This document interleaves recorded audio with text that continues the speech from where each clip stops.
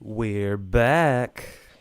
Welcome back, everybody, to the FTL podcast. That stands for the love of guitars, because that's something that we all share is a love of guitars. That's what brought us all here together. It's been a while. It's been kind of a long hiatus. I had a lot of things going on. I had to move, got into the new house, got into the new studio. Unfortunately, Lana Del Rey is right over my left shoulder over here still because my wife refuses to let that thing go. It's one of her favorite artists, and I was like, it's no longer going to be in my background. And Jimi Hendrix was replaced. So you'll see that in my videos. But Lana's made it back in here, much to my chagrin. But who do I have with me here? Starting with one Mr. Sunglasses wearing hat guy. What's your name? Yes, I'm Jeffrey Dahmer. No, this is Jeremy Laura from Strings and Pucks. Jeffrey Dahmer. You know, I once walked into a bank and I was wearing a beanie and sunglasses, and the security guard was like, "Take off your sunglasses." I was like, you know what? I didn't even think about that. It's pretty funny, They actually. did that to me at the airport last time I flew. They made me take them off Yeah, to no, check in and get touched. get touched. Hey, at least you don't have to take your shoes off anymore. And my wonderful, oh, I forgot to come up with nicknames today. You can leave your Oh, shoes on. jeez. the the dastardly dude of destruction. I don't know what to say. The master of the fretboard. I don't know. I did not prepare for this, Ubi. We have the one, the only, the wonderful, the magnanimous Ubi. What's going on, Ubi? I'm very underwhelmed with your names. We had this long of a layoff, and that's what you came up with. I've been busy. I have been so busy. And I it completely skipped. You know what? The next time we come around, I will double it up for you. Okay? I can't come up with these things off the cuff like I used to. You know, when I was You better. well. So yes, it's You've gone through so many of them. That doesn't surprise me that you can't come up with one because you've exhausted the pool of low hanging fruit. I did not. Well, the low hanging fruit I did exhaust, but there's plenty more in there. You just got to reach for it. Is what what we got to do here. But yeah, like I said, there was a lot of stuff going on. We went on a pretty long hiatus here, but it's awesome to have Ubi back with me because for some reason he still is willing to co-host with me, and I got a suite of guests line up for the next few podcasts. I have Jeremy, of course, joining us today because I wanted to pick his brain on something regarding the topic of the day, which is recording guitar, which I think he's wonderful with. We'll get there.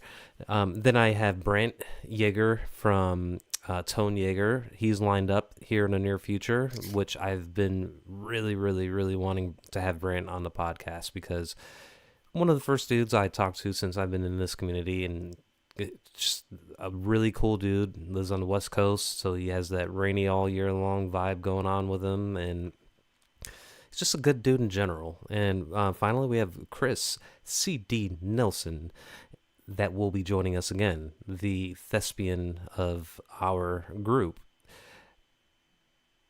Is there an error? I see an error on YouTube. Okay, whatever. We'll just keep on rolling with it. But yeah, Chris Nelson will be YouTube joining does that us. all the time. It'll complain about not having not Video. enough audio and not enough video bit rate, and it happens. Damn it, YouTube. Damn it. You know, I blame Spectrum because I had to switch from Comcast to Spectrum, and there's no good internet provider, in my opinion. They all suck in one way or another. But it's working now, so that's all we have to shoot for. But yeah, we have a good lineup of people coming and joining us, and I do see, just want to acknowledge a few folks. We have Jim from 3J Music in, previous guest of the podcast. Welcome, Jim. We have Steve Gunner, which I'm going to hold off on talking about Steve because there's something that we need to kind of discuss. You know, kind of an elephant in the room here when it comes to Steve and Ubi. Workshed, Strings and Pucks. What? Pucks, that's Jeremy's You channel. fat. What? What was that? What did you say? You just I called said him the an elephant elephant. in the room. Are you calling me fat? Oh gosh, that went right over my head. My head. Because I am. It's not like it's a problem, but I'm Grease just wondering if I'm being called out for it. Oh, Grease Monkey Guitars is in the house as well. Ubi, you're not fat. Uh, let's just come on, man. nice. Come Nice. on, man. You know, we don't go there. There's certain places we go in podcasts. We don't do any of that kind of stuff. But yeah, we have a good lineup. Unfortunately, we can't have Let me Brian. show you just how fat I am. Oh, jeez. Keep doing what you're doing. Unfortunately, we can't have Brian from Searching for Tone on because I'm he's going to do something and show you how fat I am. So just keep About doing to your get thing. turned off. Brian. If you're out there, You're about to get your show pulled. oh boy, are we gonna see the belly? I think we're getting a coconut bra, brother. This is a very good way to get pulled off. All right, it's coconut bra. What did you just say, Keith? Now you're talking to Santa Claus. That's how fat I am. So you're telling me that I should be on the naughty list for calling you fat? I did not call you fat, for the record. I said there was an elephant in the room, which is that gigantic pedal that you got shipped to you from Sweetwater, care of one Mr. Steve Gunner, which I do want to get into. But before we do that, Brian, if you're out there, if you're going to listen to the replay, please join my podcast here in the next month or so, because Brian is the OG. I owe a lot to Brian, as does all of us, and this is going to be a topic for when he shows up, is how the hell did we all get together and find each other on YouTube, this little corner of the YouTube world, which I think Brian is a linchpin, so I have nothing but good things to say about Brian. He's a good firefighter, too, but I've never seen his firefighting in practice, but I believe him. He's a good guy. But anyway, Ubi, you are putting something on your ears right now, but I do want to pick your brain. What is it that you received, this mysterious package in the mail? Oh, So if you follow my channel, you will have seen a short that briefly showed the package in question. There we go. There we go. All right, there we go. Just getting my my in-ear monitors in so I can wear my hat while I'm talking. There you go.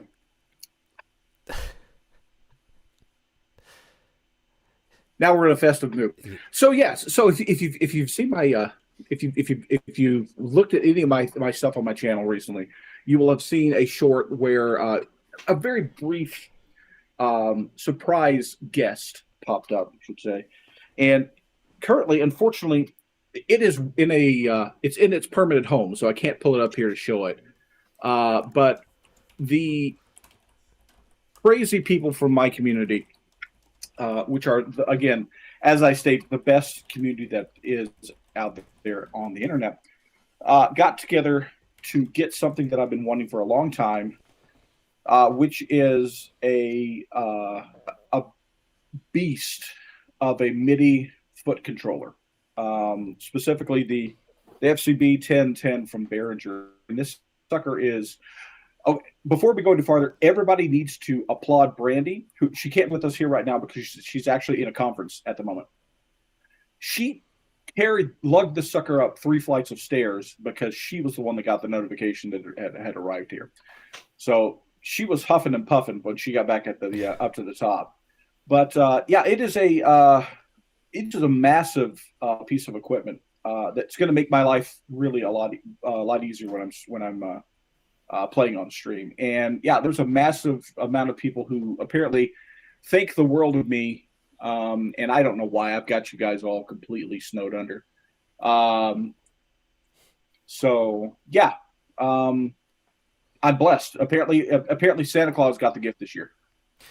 yeah, it's good, and I would definitely like to thank Steve for putting this whole thing together. It's his brainchild to put it together for you, and I think that everybody that was asked to help contribute into your gift, it was an automatic. Why not? Of course. Why didn't we do this earlier? Type of deal. So glad you enjoyed it. Is it? It's a pedal, right? It's one of those controllers. Are you gonna use your feet for it, or are you gonna have it on a desk? No, it would not fit on the desk. When I say that this is large, that's an understatement. Here, let me get you an actual image of the sucker. See, that's you say large. That's what I meant. I'd show you Elephant in again. the room. I'd show You you know. the. I would show you the actual unit itself, but I don't. It is literally the size of the bottom of my desk. Okay. There we go. So does it help you control the marbles and decide who's the winner in your little marble racing game? Rigged. It is rigged. No, that actually of all is people that win, my wife gets to win, 2 of them in a row, and yeah. So that's what it actually looks like right there. It's a beast. But anyway, that's do I need to share that somehow? How do I do that? No. That should already be out there. I don't know. I see it here somewhere, banks. but I don't know how to share it. But yeah, it does look big. It's actually no. What is the model number? I'll just read it out. Ultra flexible. Is that what it says? Flexible? No, ultra flexible MIDI foot controller with 2 expression pedals. The FCB and MIDI merge function. So it's got 2 expression pedals and what appears to be 12 individual buttons that you can press on it. Really cool. It sounds like an awesome way to rig your marble races. Yeah, so it's got there we go. It's rigged. Yeah, it's got 10 banks, and then the 2 you see the side switch banks. It's got a total of 10 banks, so it's got 100.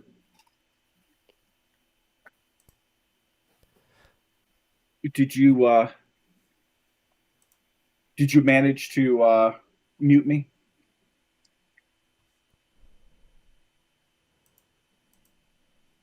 Can you not hear me at all? I hear you, brother. I think Keith might have muted both of us. I can't hear anybody now. Oh, this is like that Helen Keller movie.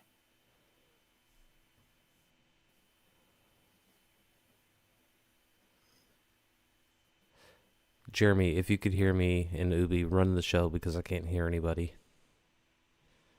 Okay, yeah, I got you.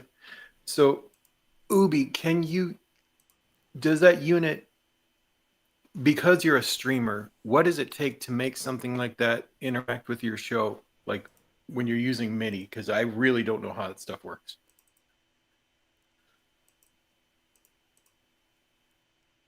What I run is already run off of MIDI. So the touch stuff that I was using fired MIDI commands off into my audio chain, just like as if it was any other thing that is responding to MIDI or not. So as far as getting that integrated into my chain, it was just a matter of getting that to send the same commands on the same channels with the same data, and then that all just automatically works right into the system. So you fixed it. What did you break, Keith? I didn't break anything. Well, I don't know. Something popped up on my Video Ninja thing, and it was the whatever you shared, and I don't know what happened, but I had to go back into the sound settings and switch it back to my Realtek Windows. If everything ran on a Mac, it would just all run perfectly. Oh yeah, ask Ted about that. I don't know, man. I just use whatever I have, and right now it happens to be a PC. But that said, what I do want to do is get into today's topic of the day. So that is a really cool pedal. I look forward to seeing that in use and in practice. So thank you, Steve, for putting all that together. But let's get on to the topic of the day, which is recording. It's a passion of mine. So basically what I want to do is kind of, go through everybody's experiences, brief kind of elevator pitch of your kind of journey through recording before we get into the details. Journey, when I mean, like, how did you start out? What was your first thing? A lot of people I hear on podcasts, things like that, they started out with like an 8 track or whatever, recording to cassettes or things like that. Not me. I guess in theory, the first kind of recording I've had experience with was, remember the movie Home Alone 2 with the talk boy? I had one of those little talk boys, which was freaking awesome as a kid growing up watching Home Alone. And I would record myself on acoustic guitar then, and all that stuff. At that time, I was like 14 when I got my acoustic guitar, but I still had that talk boy, and it was a really cool way to kind of put things down just to listen to. I mean, I'm just learning how to play guitar. Mary had a little lamb or whatever that I was playing back in the day. But really, the bulk of my recording experience started when I was in college and I got my hands on an iBook. And the reason that was so integral to me learning this whole thing was because Max at the time came with GarageBand, and GarageBand is a fantastic piece of software for recording music. I mean, before that, what did you have? You had Audacity, which is also a really good piece of software, but not nearly as intuitive. Maybe I don't know. I think GarageBand is a little more intuitive to use, and being able to visualize everything, and adding drum loops, drum tracks, and things like that. Once I got that, the bug hit me to record. I was doing rap beats because you had the keyboard. You could just use your keyboard on your laptop to record drum beats, and do all that kind of stuff. And I do that in college, and I record a lot of music, and then I just kept on going from there, getting microphones, preamps, and learning how to mic my amp and guitars and all that stuff. And it just snowballed and snowballed through different DAWs, GarageBand. I went on to Logic, and finally, I'm using Reaper. But that's where I ended up, and it's just a process that I've thoroughly enjoyed throughout. Being able to play guitar, record music in many different ways, whether that be digital, which is your realm, Obi. I've dabbled into that, or analog, where we're involving microphones, which is my kind of at home kind of place when it comes to recording. So that's kind of my experience with that whole process, how it kind of the genesis of it, and where I ended up now, which will go on further when we talk about how we actually record. So with mine out of the way, Jeremy, do you mind, kind of explaining how you got into this whole process of recording? Yeah. So I grew up. I did the regular music in schools, choirs, piano, and stuff. And my stepdad was one of those dads that would have a camcorder or borrow a camcorder. So I was fascinated by seeing performances replicated. When I got to college as a vocal performance major, one of the assistant directors in my building ran the recording studio at the School of Music. So I cut my first demo tape just at a grand piano with a mic, simultaneous recording to a DAT, digital analog tape, I think is what it stands for. So it was already in 1996 going digital. I got my first Tascam 4-track in 2001. And that's when I started playing electric guitar too. I picked up my first guitar right around then, and I'd run my guitar through a couple Dan Electro pedals right into the Tascam 4-track, do that, plug in a mic, do my vocals, and it all took a massive leap forward when I got my first MacBook in 2010, GarageBand. And once I learned how to turn off all the effects, because under microphones you can do silly effects or you can turn it off completely. So I learned how to make a dry recording and then add everything in post. And it was so important to me to try to get it as close as possible without any effects. Then I knew I'd be much happier with the final product. So even my rig today is integrating as much analog as I can because I'm comfortable with that. But there's just something about me that loves at least fooling myself into believing I'm using analog when I know it's still all digital. But I mean, Right. that's the elevator version. Yeah, that's cool. I mean, the analog. I mean, we're all using digital at some point to get our recordings onto the hard drive, but miking, and especially miking a cab, it's a lot different than going a DI. But it seems like Ubi's cornered that market there. But so, Ubi, do you mind sharing that same kind of spiel? Well, for me, I didn't actually do a lot of recording before I got much later in life. So my first recording was just with a boombox, pretending to be a DJ when I was in elementary school, and that's actually what got me into radio. When I got into radio, though, by the time I got into radio, it had all shifted over to digital. So I was using the first versions of Cool Edit Pro for recording and editing and those sort of things. And so that's where I started. Now, you got to realize that a lot of the equipment going into that was still analog. So we still had mic preamps, we still had compressors and all the other things that were in the studio for getting that stuff in there.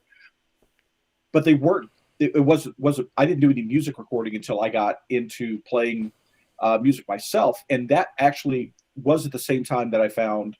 I had some audio, or I had some analog stuff. I had an old 50-watt PV workhorse amp that everybody had. You know, the one with the plate course and the whole 9 yards. Oh, I love it. And a couple of Boss pedals, you know, just like everybody else had at the time period. I didn't know anything at all about setting up and using all that stuff, mind you. But that was my gig at the time. And then I stumbled into the early amp modeling in on computer wise, and I already had a home studio set so that I could do my voice work and the like for radio. So it was nothing for me. I had an actual 8-lane mixing board in the whole 9 yards. So I just plugged the guitar straight in the mixing board. So now I've got that straight in. Didn't need a digital interface because I had an analog interface because I had an upper end Sound Blaster card that fully integrated the whole 9 yards. Because again, this was all spare equipment I got from the radio station so I could do work at home. That ended up just never going back to the station. Right. So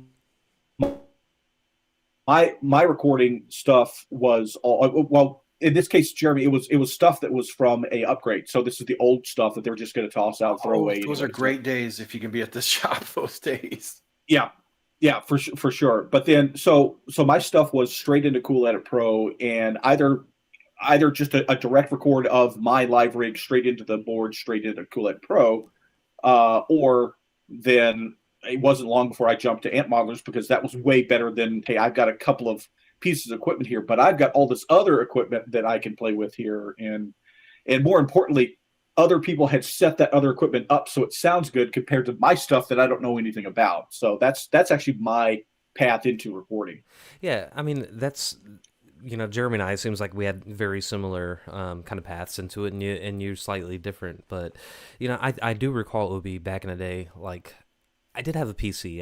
I had I'm a pure millennial in as much as I was here pre-internet and saw the whole change and all that. So I had, you know, we could never afford Macs or anything Apple, so I had a Dell that I got for college, just a tower, not a laptop. Because when I went into school, into college, my freshman year, there was maybe 1 or 2 kids in the whole auditorium with laptops. By the time I graduated, just 4 years later, everybody in that auditorium had laptops. They weren't taking notes; they were probably watching videos or playing games. But that's just the way it happened. But most of those laptops were Apples, and that's when a lot of people got introduced to GarageBand and to more sophisticated software for recording. You know, much more not sophisticated and more intuitive. Because if you had a PC, you have to, you know, you install you have your pre-installed programs and whatnot, and then licenses for Microsoft Office and all that kind of stuff. But you had to go out of your way to record, to know what Audacity was or a recording software. You hear things like Pro Tools thrown around, and you look up prices for that, and studios have it, and those are like hundreds, if not thousands of dollars for the licenses for them at the time. I believe now it's monthly subscription fee, which I think is a better thing because it's more affordable. But when you got a MacBook or an Apple product, it preloaded GarageBand. I guarantee you most people open that program up at least out of curiosity, whether they were a musician or not. I know a lot of people use it to take notes or to record, you know, with the microphone, you know, lectures in class and things like that. But what it did was allow a lot of people to get their hands on a valid DAW. You know, it's basically Logic Lite is what GarageBand is, and Logic is a good natural progression from that. And I use Logic. It's really complicated, really complicated. When I bought it, it came with like 4 textbooks, and a few CDs to install the software, and I spent like $500 on it. I don't know what I was thinking back then, but it was expensive. But yeah, I mean, that whole the journey how we got there is one thing, but you know what? We're all here, and what I did want to talk about is the actual recording process. How do we mic ourselves? How do we record? So I want to kind of lean on Jeremy a little bit with this, and we could each kind of run through the way our kind of signal chain, so to speak, from our fingertips to the computer and how we record everything and what that entails. You know, I want to start with Jeremy's pulling out his guitar here, but I want to start with microphones, right? Because when we're going analog, how are we recording our guitars, whether that be acoustic or electric? And this could be a podcast topic in its own for each of those. So, like for me, for example, gosh, let's go electric, right? I have next to me is my little Fender Super Champ XD. Love that little amp. And what do I have pointed to it? I have a Shure SM57 right up against it. It's there permanently because I don't move it. It's in the perfect spot. The 57 is my mic cab amp choice, which is basically the standard microphone for recording cabinets. I think I heard on an interview Brad Paisley. I don't know that much of his music. I just know he's a badass guitar player, and I listen to that stuff. But in interviews, he's really such a guitar geek and recording geek. He said all I need really is a 57 on the cab, and he named another mic just for. He's like, if I didn't have that, all I need is a 57. It's the standard, it's the standard. That's what I use, and I have a good feeling that's what a lot of other people that do mic their cabs use as well. And are you the same, Jeremy? Do you have any experience with that? Absolutely. So what I did, because Shure is the standard, the SM57, but I found that MXL had bundles that were pretty inexpensive where you would get a condenser mic, which is kind of what this look is, Right. this look of mic, and it would come with what I call a shotgun mic, Yeah. typical to the SM57. So I got for Christmas one year, in 2009, a bundle that had this condenser and a shotgun mic for $99, and it came in a really nice rugged case. The equivalent is called the MXL 990/991 bundle.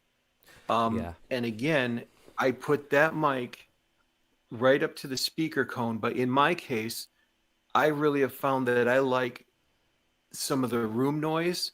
So I cup my hand and give it about that much space from the speaker, and then I turn it slightly off access, and I find that adds a little bit of warmth when it's not directly going down the hull. I get a little more of the room noise and reverb and things, and that's just from playing around and A-Bing and testing. But getting a mic set that's affordable can be so tough. And MXL was a really good alternative Right. to Shure, where I could get 2 mics at the same time. And basically, I'm running, I can just use those rigs like um, the iRig Duo. They usually have phantom power and things like that. So really super easy, but it's like you said, it's really, I'm doing everything in the room and just trying to capture it with the mic. Yeah, I mean that is a good point. Like I think in an ideal situation, there would kind of like be a 3 mic setup when you're amping a cab. You want the 57 like right up there against the grill or damn well close to it, and which is another. I want to sidebar that, but let's put a pin in that for a second. And then a ribbon mic. A lot of people use ribbon mics. Also, kind of up, kind of close. I know ribbon mics are just too expensive. They're out of a lot of people's price range. I don't have one. I don't plan on getting one because I feel like I could achieve the sound I want with just that. And then, the third mic would be a room mic somewhere. But for me nowadays, it's just straight 57 is all I need for what I do. I haven't heard any complaints. I mean, look, I think what people hear when they're playing guitar with the amp in the room with them, it's one thing. But when you record, directly against the amp with a 57, a dynamic microphone like that, it's a completely different sound. You're not hearing the room at all. You're hearing straight amp. Now, um, the kind of funny thing here is that when you're listening to music and popular music, that's the sound that you're hearing as well, are those really up close mics for the most part, or a combination with that 2 or 3 mic setup there, but it's not what you hear in the room. So it's going to sound different. And I feel like a lot of people get thrown off by that when they're recording and micing up their own cabs. They'll do everything by the book, and this is, let me unpin that thing. They'll set up that 57. I have a 58 right here, which is it's the same thing as a 57, slightly EQ'd differently, but it's mainly for singing, in live. It's a good dynamic mic. Not a lot of feedback comes from it, so I know that's why it's really popular. You'll see these all the time on I think TV broadcasters. I mean, you probably see them with 58s all the time, and maybe even 57s for interviews. Those are a standard, yeah. Yeah. So they'll do everything, set up the microphone perfect the way they want it. And a subject that I brought up on Pink Flamingo and Sean McCartney's channel, I asked them, is like, what's a good mic placement on a guitar cab? Where are you going to get more treble versus more bass? And center of the cone is more trebly. The further out you get, the more bassy you get. Yep. For the longest time, I had that backwards in my head, but it didn't really matter because I usually pointed my 57 between the center and the edge, somewhere around there, very close to the grill. I don't really have it on an axis or anything like that, but I mean, the thing gets bumped around all the time. I don't freak out about it too much because it's, just listen to a rough mix because it's a video is a video. It's not like it's good enough sometimes, and sometimes good enough is actually good enough. What I'm saying? It doesn't have to be. Well, and just a quick asterisk to what I was saying about the off access. I was using in this mic 2-pack, I was using both mics. I substituted this as what you'd use a ribbon for. Yeah. And what I found was by twisting, when I say off axis, I just mean I'm pointing it right at an angle. I didn't think about that. But it was giving me very close to the sound of using both mics. With this mic pulled back a couple feet so you hear the room, and I run it hot, so I'm getting a little bit more room noise through it. That to me was a cheat, and you have to really control your environment because you don't want to get too much outside stuff. But that's how but it was listening and trying and listening. And it took me 5 years to figure out how I like to point a mic, just by trying over and over. And that is a huge part of it, is the listening part of it and A-Bing it, because there's an art to audio engineering. It's an art, right? That's why we have audio engineers that have full-time jobs in studios. They don't just set up mics. They do a lot of other stuff. I mean, there's this book called Here, There, and Everywhere. It's kind of like a memoir of Jeff Emmerich, Jeff with a G, which was the engineer in Abbey Road that engineered all the Beatles, like Rubber Soul and On albums. And they did a ton of crazy stuff. I think he was one of the first people that actually took a microphone and put it right up against a drum set, on Ringo's drum set. He just put that thing, bam, right in front, like, of the snare or the bass drum or the kick, whatever they call it. I'm not a drummer. I don't know all the technical terms. Basically, he close mic'd a drum kit, and that was the first time that was ever done. They just, they meaning the Beatles, would come up to them and be like, I want to, like, here's my impression of John Lennon. Hey, Jeff, I want to sound like I'm coming from a cave. Do you know what I mean? The Dalai Lama's out there. Can you make that happen, Jeff? So they took a Roland, I don't know what they did. They took a Roland, a rotary, what are those amps? The ones that spin. Oh, the Leslies. The Leslies, right, the Leslie speakers, and they did something, and that's how they got that one sound from, I guess, Revolver. I forget the name of the song. But audio engineering, like, that is a rabbit hole that is easy to get lost in. And what I mean by that, you said it took you 5 years to find a perfect mic placement for your needs. That's a long time. And to a lot of people, myself included, when you get caught in the weeds like that, what it does is it prevents you from actually recording and making music. Not necessarily a horrible thing, because it's fun doing this stuff. It's fun trying to tweak your sound. Well, You know, I'll put the what do you call it? The bookmark on that is I would just constantly listen to my recordings. I'd make content, I'd record music, and then I'd just kind of say, I think I'd like it if it sounded like this. And then I'd go and try something different for the next recording. yeah, And it was just the process. I never stopped creating. I just made tweaks as I went. And now I'm in a yeah. place where I feel comfortable. Well, I mean, Yeah. even to take it like as a personal, like in a microcosm for myself, I found myself spending 1 or 2 hours of setting things up, getting everything to sound perfect. And by the time it did, I just didn't feel like recording whatever I intended to, or the mojo was gone, or, I just can't, it's not the same. You go into something with it's full of energy. I have this idea, and you're playing it on a guitar, you're singing it awesome. And then by the time you get set up, it's like, I'm done. I can't even replicate it anymore. Whatever.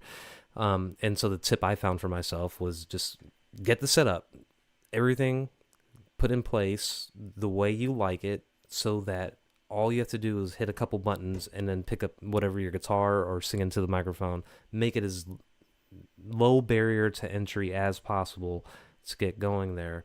But I guess we kind of covered the whole miking of cabs stuff there. Obi, do you have any input on all that? What we just discussed, because I know in a digital realm you could adjust the mic placement as well. Yeah, so everything that you're talking about translates to most of the modelers out there, especially for cabs. A lot of them will allow you to, if you can't, some of them allow you to physically place the virtual mic in a 3D room so that you can have it literally as close or as far away from the grill as you want, what quadrant of the grill you want it on, whether you're pointed straight at the cone or on the edge, and adjusting into those sort of things. If they don't have that, they at the very minimum have an access percentage, a distance percentage, and those sort of things, so that it can kind of replicate exactly what you're talking about there. So yeah, I mean, it still exists in the digital world, but it's one of those things where it's still an approximation, and the biggest problem with that is it doesn't it misses a lot of the nuance you have, because you actually do have the whole pushing of air, which is very hard um, to replicate, in the digital world, because it's a fluid system, which is if you let me take that back. We could do it. We could simulate it, but the processing power it would take would be ridiculous. Yeah. So we in the digital world, we kind of throw in an approximation of what that sounds like, and it ends up sounding very sterile. So usually, I mean, you can do this. Everything that you just described there translates into the digital world. It's just how well it translates or not is the question. Yeah, and look, the thing is with the digital stuff, I'm not against it. I like the digital stuff. It's just I don't think my computer has enough processing power to handle all that stuff. Plus, I already have the setup. I like the way the tubes sound. I like the pushing air kind of aspect to the whole thing. It's just I'm just getting to be an old man that refuses to change when it comes to this kind of stuff, for better or for worse. But one of these, I mean, look, I use when I'm in Reaper with all these plugins and all that stuff. I guess it's kind of the equivalent, but not when it comes to recording. I'm just traditional when it comes to that sense. But we're talking about tubes and all that stuff, which brings me up to my next point, because as we make our journey down the chain from guitar or vocal cords to the computer, there's got to be something in between, and that is an interface, right? And the interface that you get, depending on what you get, will come with preamps, which is a necessary thing. You need a preamp. What is a preamp and all that? I mean, usually the interfaces have it built in. So one thing that I wanted to talk about was preamps. Now I got right here Tube MP preamp. I used to love these things, right? So what? There's a tube in here, and the tube's right here underneath this kind of grill thing. So basically XLR in and out. Basically, it'll provide phantom power if you need it. This will give you that warm, and these were relatively inexpensive. Tube preamps, you could buy racks of these. They make them by the rack for thousands, if not tens of thousands of dollars. But this one I bought it at the time was like 35 or $40. They don't make them anymore. Really good. You might be able to find them. It's ART Tube MP Studio. I kind of abandoned using these. I got a couple of these. The reason I abandoned it is because when you're using the tubes, it does introduce, at least this, because it's a cheaper model, a little bit of white noise. Makes everything nice and warm, but that, for the longest time, Jeremy, I had something similar to what you had without the phantom power. I think it was called a Jam Lab, M Audio Jam Lab. You remember those? It was just like a 1/4 inch input. So I needed a way. Yeah, I do. Yep, I needed a way to get phantom power to my condenser, because I think I just showed you here. I had that same condenser or something similar to what you had with the MXL. This is a 2001 model. I don't use it anymore because I have this Lewitt microphone that my lovely wife got for me for Christmas last year. Because this Sean McCartney uses this, the Lamb uses this mic. This is what I use to record pretty much everything except for my cab. But when we're talking about interfaces with preamps, here's the standard. This is what Ubie. This is kind of what you're using. Focusrite. This one I won from searching for tone. I haven't plugged it in yet, but these things are awesome. I can't speak to these. Can you, Ubie?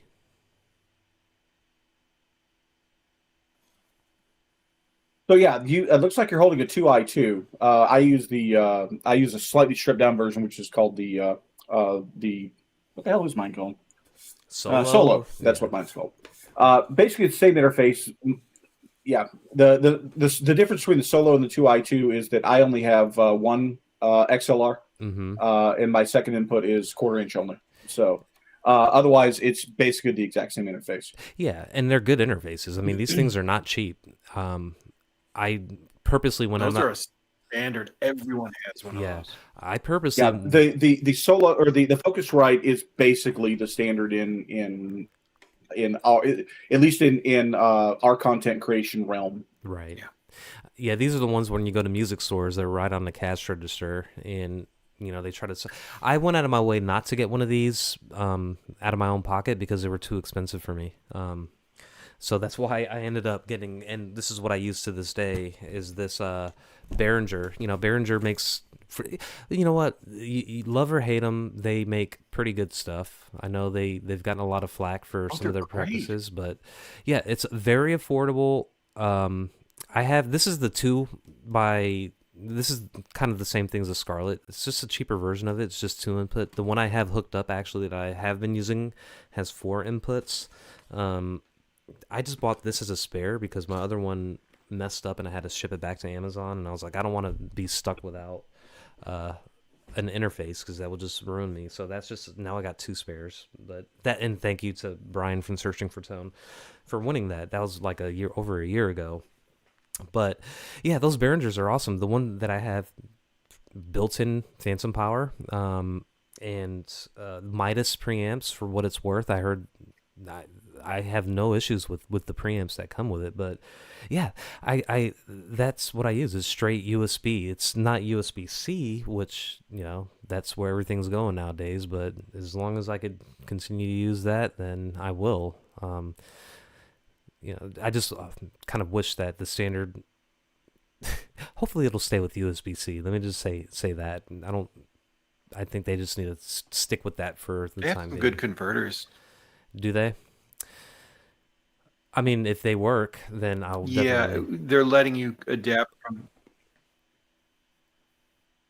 Yeah. Ubie, is there a downside to using a converter like that? Are there problems?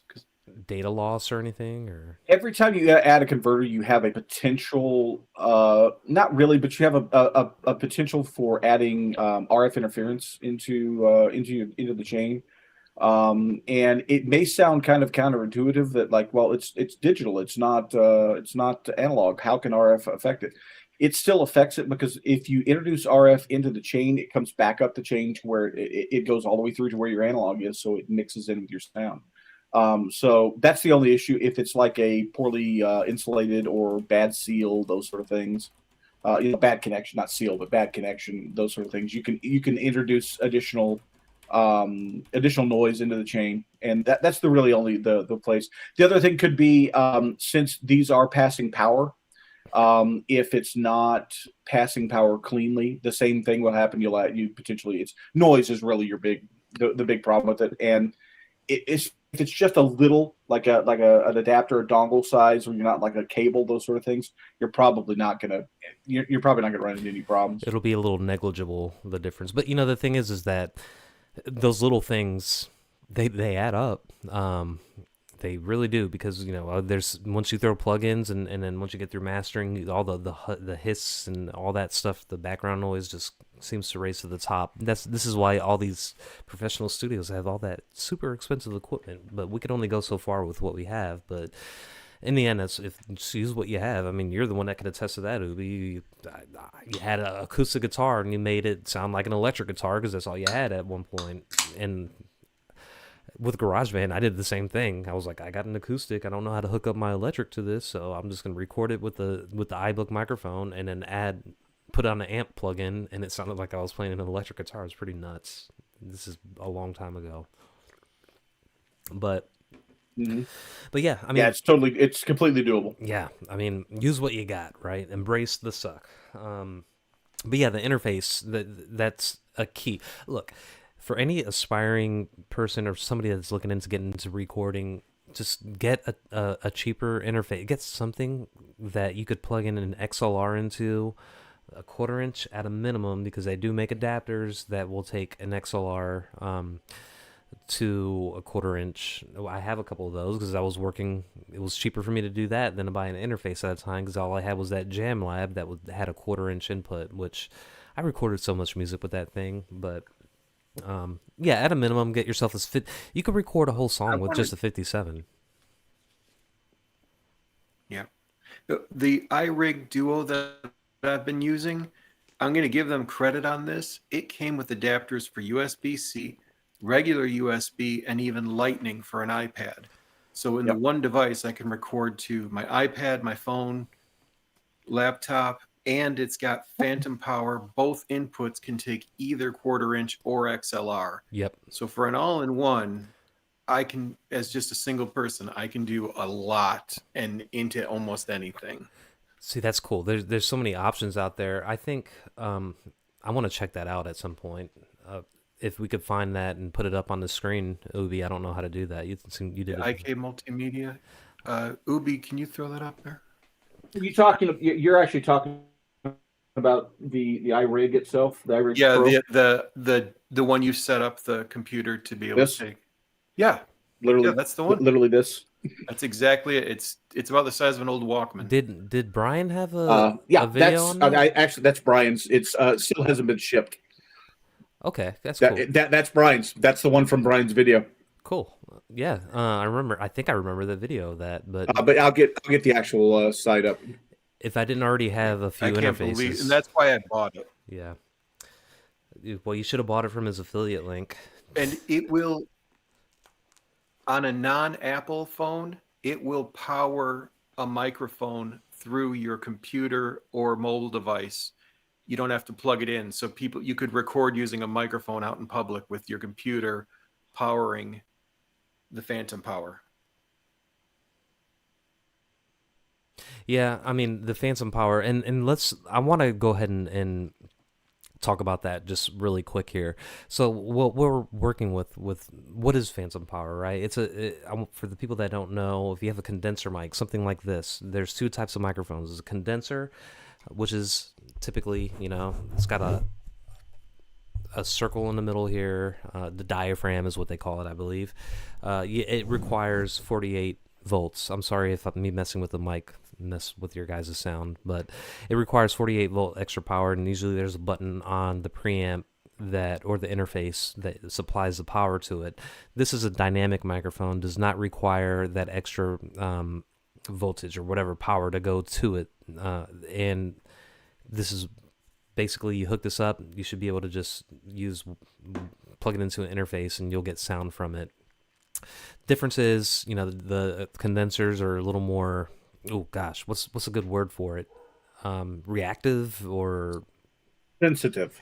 sensitive. Perfect. They're more sensitive. You get the sultry NPR. Welcome to the show and the FTL podcast. My name is Keith, and you notice when you're listening to NPR, if they have Spanish last names, they talk perfect English. My name is Keith Melendez. Welcome back to the channel. They do that all the time. Or my name is Antonio Gonzalez. I could do that because I'm Puerto Rican, by the way. So, but Yeah, I need a card. you could do. I don't care. But that's the difference between the two types of microphones. Now, I did ask Ubie this before, and thank you, Ubie, for your tech talks. Tech talks every day, every Tuesday before Ted Talks Guitars live stream. That would be at 7 o'clock Central, right, Ubie? That's correct. Tech Talks. Ask questions to Ubie when it comes to all things tech related in the music world. But if you have two microphones plugged into your interface, one condenser and one dynamic, you flip on that phantom power to power up the condenser mic. It's not going to affect your dynamic mic. Basically, the dynamic, I was worried I was going to fry the dynamic mic. What happens if I put power to this dynamic mic when it doesn't need it? It ignores it. So it depends on the mic and on the interface. Does it? Well-built mics, well-built dynamics, especially like a Shure, has it's the way it's wired is not gonna fry it. Now a cheap mic, it very well could fry it. Really? So, yeah. I guess, here's the thing. If you're going to invest in a microphone, it's probably worth getting a good, decent one. The Shures they say inexpensive, and you look them up, they're about $99 each, which is not really inexpensive in my eyes, but in the world of microphones, quality microphones for industry standard, they've been using these things for number one hit recordings. $99 really isn't a lot of money considering what you get, but I would say industry standard is a good way to go. You don't want to use a rock band microphone. I know you used one before, Ruby, but that probably would have fried that if you had phantom power going through it.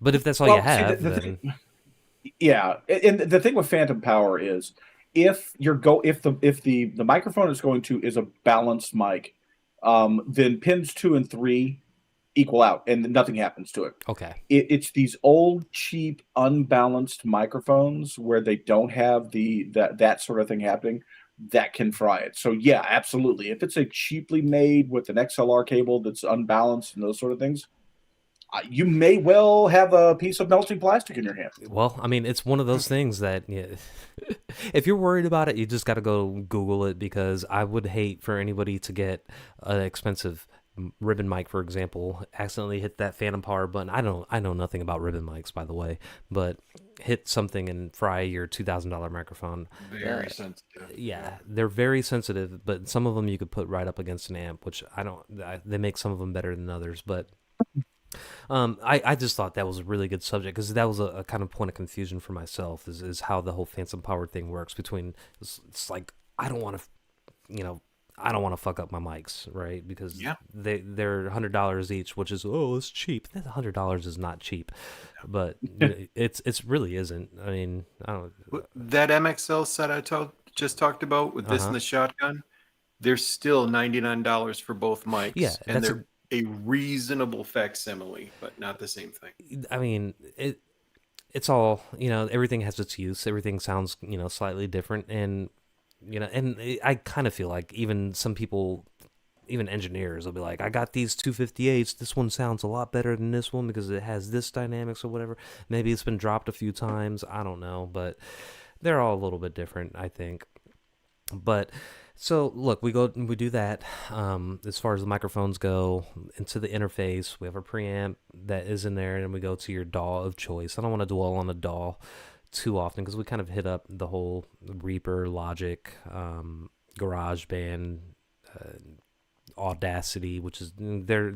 You can't go wrong as long as you can get some kind of good input to put things into and record and being able to move tracks around, you're fine there. But what I did want to hit up was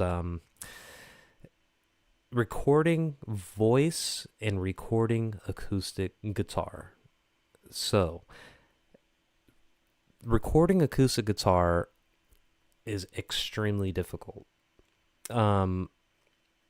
It's with an electronic setup, with a miking a cab. I point my 57 at that thing. 9 times out of 10, it's going to sound good, or at least decent for me. It's a subjective thing. When you're talking about an acoustic guitar, there is so much in play. You have a picking hand. You have a guitar pick if you're using one of those. You don't want that to be overbearing, and you have EQ depending on where you point the mic. Now I got a little pencil condenser mic here that requires fans of power. Typically, you would take 2 mics and you do a little bit of off-axis work, right? One pointing, I guess, to the 12th fret where the body meets the neck, and then another one pointed a little bit more towards the sound hole to get that top and low end, or the guitar tops, the low end from the guitar top. A bunch of mixing. Then you have to worry about how you're going to set those up, how close you want them. Are your mic stands in the way from your strumming hand? So much fret noise when because you will hit the mic stand, and it's just, you have to play gymnastics here. In Sean's podcast that he just had on Thursday, same thing. He kind of discussed that. It's like you're kind of restricted with the way you could play, and then the noise of your hands moving up and down the fretboard, so audible when it comes to an acoustic guitar. It's sometimes a good thing. Sometimes people don't want to hear it. I don't know. I don't notice it because I just play it so much, but it's just really, really hard miking an acoustic guitar. I just kind of resigned myself to using just this microphone here and not even thinking about it too much. For my videos, I'm just like, it is what it is. It's a video. Those sound decent to me. I mean, and then when I'm recording actual music, dude, the guitar pick noise drives me nuts. It drives me, my own recording, and I don't know how to get rid of it, so I end up just ditching the pick when I'm recording music with my acoustic guitar. In the end, I get there. So what are each of you opinions? I mean, Ubie, do you have any experience with miking an acoustic? There's a reason you don't see me playing acoustic very often. I have very limited success with miking. The acoustic that I do have has a very cheap under saddle piezo and a very crappy preamp that I use, and then I have a condenser that I set basically up in front of it and mix the 2 sounds, and that's as close as I get with getting something that's remotely usable for an acoustic. I just don't have the mics really to get a good sound out of my acoustic. Fair enough. What about you, Jeremy? All right, so everything you said is dead on. What I do is I set my pencil mic, I call it a shotgun mic. I set it at the 12th fret. Then I use this mic, I set at about the bridge for live recording. And you're getting a little bit of the warmth out of there. When I stream, I have the mic hot enough so I'm getting room noise, so there's some bleed, and I run it directly through my acoustic processor, so I'm getting the room sound of the guitar plus the processor sound of the direct electronics, and it makes this really, really nice hybrid sound. And that's what I use for all my acoustic coffee shops. I'm actually getting bleed from the microphone, as well as going direct from the electronics into the processor. So I accidentally created that hybrid. It works for me. But on the wish list is something by XVive and Searching for Tone. Brian demoed this. They made a microphone with a clamp, clamps on the top, and you point the mic wherever you want, and it sounds amazing, and your hands don't touch it. Yeah. So I'm dying to get my hands on one of those, but they're over $200. Yeah. But that's I literally use a condenser and a pencil mic and my processor to make a good combined sound on recordings. Yeah, and mixing it in, and yeah, that gives you another layer that you have to kind of work with. Is you get everything in there, you got a few tracks, and you got to mix it in perfectly and balance it, which and then you end up with something really good. Yeah. Now, personally, like my standard when it comes to acoustic guitar sound recorded is, especially live recording, is Neil Young's Live at Massey Hall. If you're a Neil Young fan or not, it doesn't matter. His acoustics on that album, it's the gold standard in my opinion. I think it was a combination of what you did there, Jeremy, of miking directly in front of the guitar, in addition to transducer pickups that he had inside of his guitar. This is called the Frap system. I forget the name of the guy who did it, but I mean, he was playing Neil Young in that album in the early 70s was playing the Firefly acoustic, and that was a complete joke to anybody out there listening. Just, I don't hear any No. laughter. There we go. There we go. Okay. I'm like, no, I'm Yeah. pretty sure he wasn't. He was playing a Martin D45. Talk about expensive guitars. Those things are like $10,000, Yeah. if not more than that. But the it was a combination of that mic'd up sound with the addition of that. I believe it was a Frap system. They don't make it anymore, but I think the closest approximation to a good acoustic sound would be with some of those transducer pickups as opposed to a piezo. I have a piezo on my other guitar back here in the closet that sounds really good for live playing, but I haven't really dabbled into what you do there, Jeremy, as far as mixing the two. Well, I can do a really quick demo Yeah, since it's all plugged in. go for So it. this is what you hear in the room.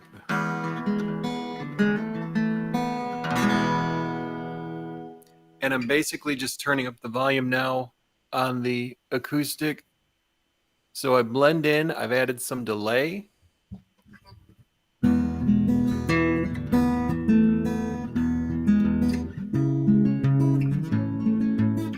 Oh, that sounds fantastic. And I stumbled on it by accident. That is It was beautiful. I mean, I'm gonna have to start doing something like that. I mean, that's beautiful, and things like that work especially well with the fingerstyle guitar. But what about the pick noise? How do you avoid that?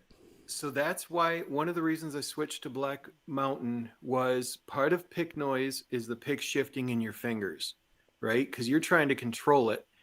And I used their thinnest gauge available because I want to replicate my thumb, and I have a heavy thumb.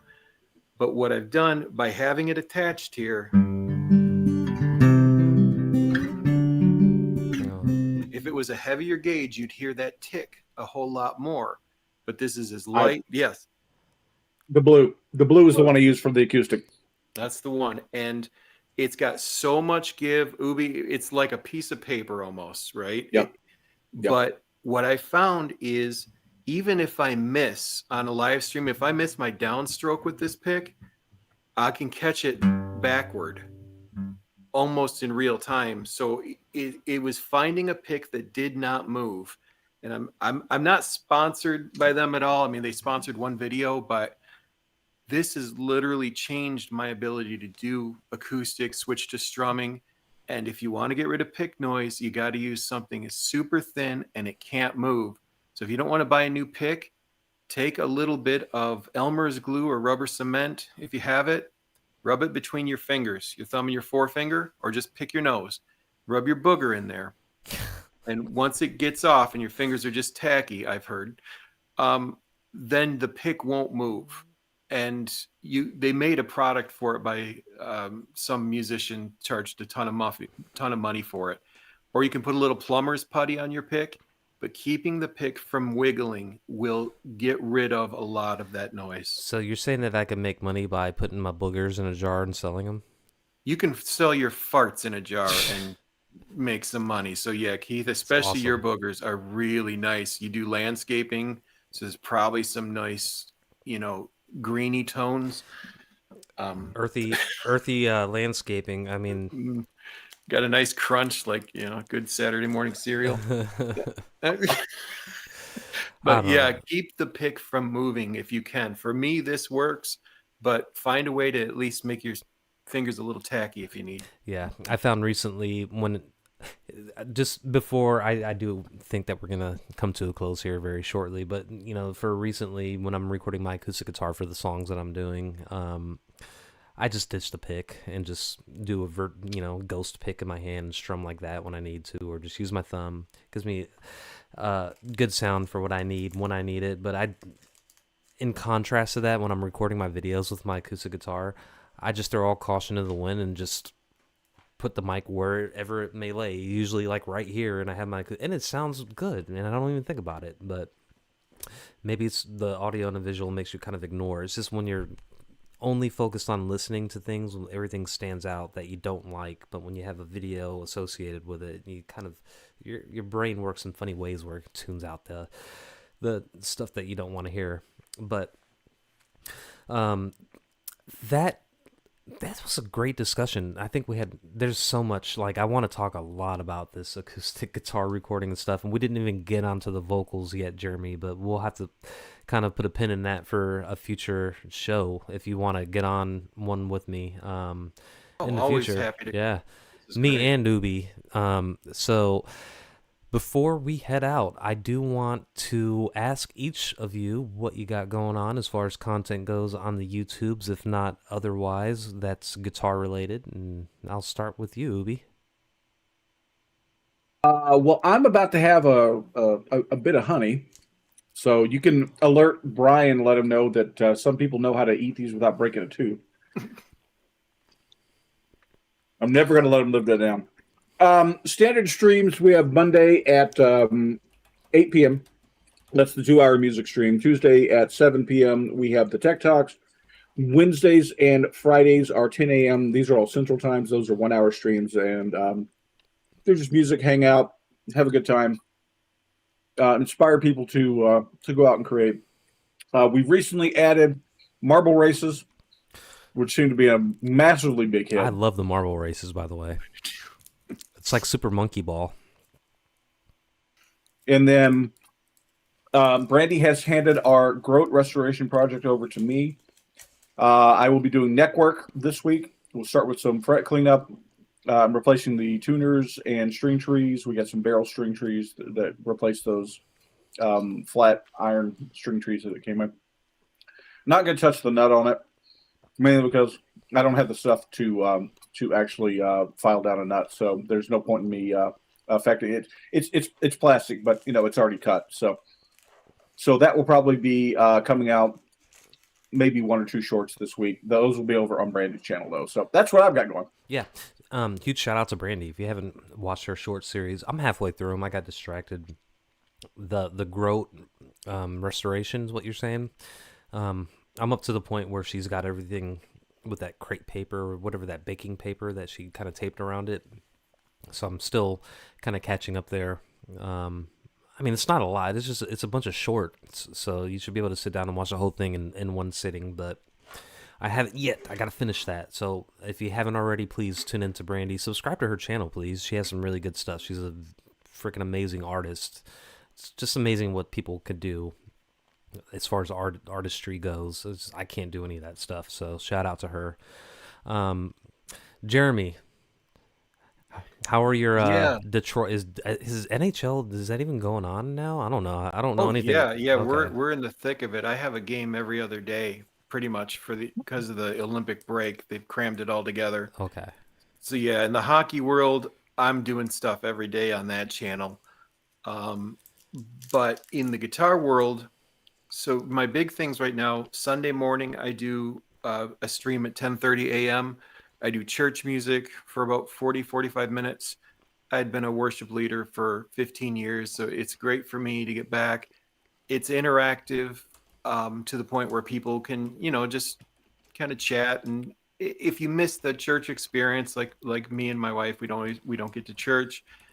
So that's been a big step forward for me. And then the Monday acoustic coffee shop, 12:30 p.m., just singing songs, hanging out. That's my passion, has been performing, vocal and acoustic. I'm really trying to build those up, because those are literally just, it's getting my life back, from not being able to go out and play anymore. So that's been a huge, huge deal. My gear reviews are on Friday, and then I release one produced song every week still on Wednesdays. But the live streams are really where my passion is. If you can join, oh, it'd be so great to see you there. Everybody. So. Yeah, cool. Yeah, I was there last Sunday. Yeah, thank you so much, both of you guys. I appreciate Yep. it. I mean, look, I call Jeremy the man with the golden vocal cords. That dude could freaking sing. I mean, I'm so jealous. You could sing, you could play, just the whole package. And you're a hockey fan, which I know nothing about hockey, but it involves ice and a puck, and Ubie's as Jeremy big and a I- fan as I am. Jeremy and I might be doing something hockey related after the new year. Gitaki. Gitaki. I'll tune into it. Maybe I'll get into hockey. My dad watches it. But as far as my channel goes, look, I want to give a shout out to 2 Yards. Me and him just got done completing a song after our hiatus. Got it done and mastered today, so be on the lookout for a video premiere of that. If everything goes fine, that song will be put out just prior to Ubie's Tech Talk Tuesday. Is there any other conflicting thing that goes on before 7? Doesn't matter, because 2 Yards demands that we play it before Ubie's stream, and we'll do that. So be on the lookout for that new song. It's a pretty good song. And tomorrow I have a video coming out 11 a.m. Central Time. It's just I don't even remember what I did. Oh yeah, I do. It's a acoustic. Look, I got a new D28, as everybody knows, and I just don't. All I want to do is play it. Until I trade up for that Firefly acoustic that Brian's got, because apparently it's better than my D28. It's got more abalone, I need the abalone. Abalone. Yeah. Hey, no, I have nothing bad to say about that Firefly, but it's a really cool looking guitar. If I look, I'm playing a $100 Kona as my acoustic. I don't want to hear anybody talk about low end acoustics. Guys, totally being candid right now. The body is starting to bow on this, so I have to get a backup and bring this to the shop. And I'm gonna have to do a Firefly or a guitar GFS. Nothing. It's gonna take forever to raise $300 for a new acoustic. There's nothing wrong with that Firefly guitar.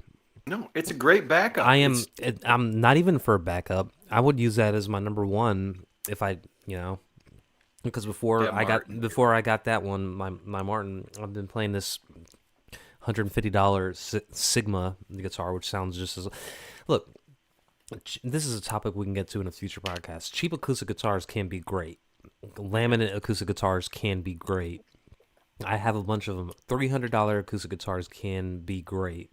We're gonna have to have a discussion on this for a future podcast, but I agree. If I need another acoustic guitar, I would definitely hop on that Firefly because it looks really cool.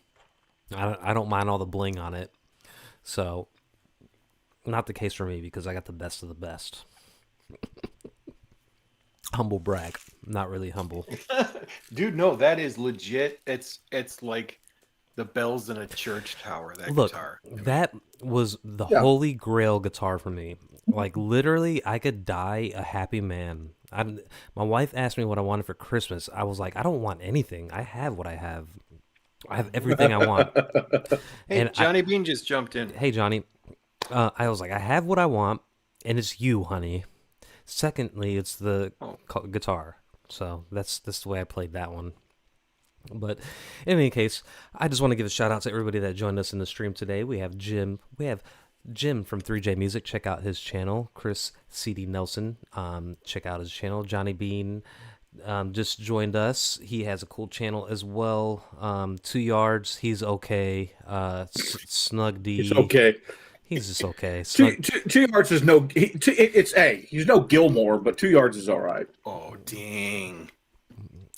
Crips and Bloods now. All right, that was rude of me. I apparently woke up and chose violence this morning. I apologize. 2 yards.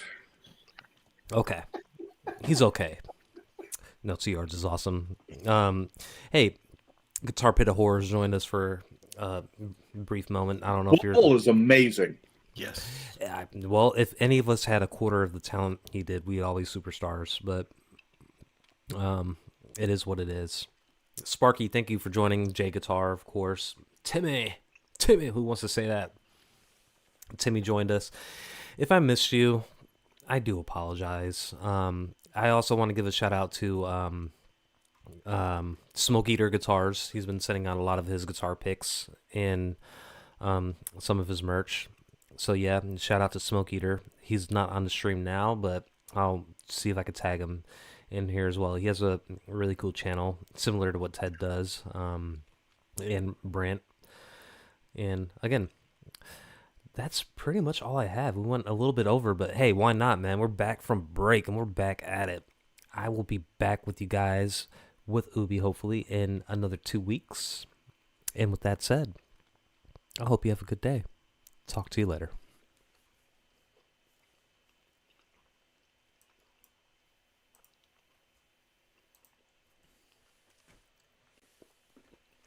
We are off the air.